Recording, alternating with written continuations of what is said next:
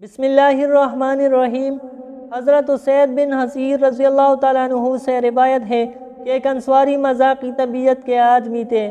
ایک مجلس میں بیٹھے ہوئے لوگوں کے سامنے کچھ ہنسانے کی باتیں کر رہے تھے۔ رسول اللہ صلی اللہ علیہ وسلم نے مذاقنا بتکلفی میں ان کی کوکھ میں ایک لکڑی چبو دی۔ اس انصاری نے کہا کہ آپ نے میرے کوکھ میں لکڑی چبو دی جو مجھ پر ظلم ہوا اور میں بدلہ لینا چاہتا ہوں۔ آپ نے فرمایا آؤ بدلہ لے لو۔ انہوں نے کہا آپ کرتا پہنے ہوئے ہیں اور میرے جسم پر کرتا نہ تھا، لہٰذا پورا بدلہ تو جب ہوگا جب آپ کے جسم پر بھی کرتا نہ ہو۔ یہ سن کر رسول اللہ صلی اللہ علیہ وسلم نے اپنا کرتا اٹھا لیا۔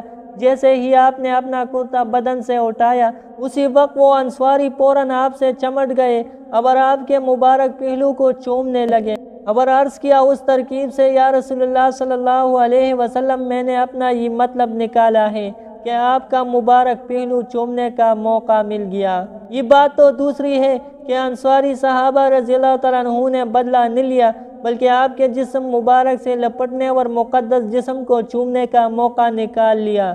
مگر یہ بات قابل غور ہے کہ رسول اللہ صلی اللہ علیہ وسلم بدلہ لینے کے لیے تیار ہو گئے اور کرتا اٹھا کر پورا بدلہ دینا ضروری سمجھا۔ امت کو چاہیے کہ آخرت کی فکر کرے اور جس پر بھی ذرہ ظلم ہو جائے تو فوراً اس کو راضی کرے، بدلہ دے یا معافی مانگے۔ آخرت میں بدلہ دینے سے دنیا ہی میں بدلہ دینا اچھا ہے۔ اس میدان میں ذرہ برابر بھی کسی پر ظلم نہ ہوگا، ہر شخص کو اس کا بدلہ دلا دیا جائے گا۔ استاد بچوں کو بے تحاشا مارتے ہیں اور اسی طرح ہر بڑا چھوٹے پر ناحق ہاتھ اٹھا دیتا ہے۔ یہ ظلم ہے، ان سب سے معافی مانگنا ضروری ہے جن کو ناحق مارا پیٹا ہو یا گالی دی ہو۔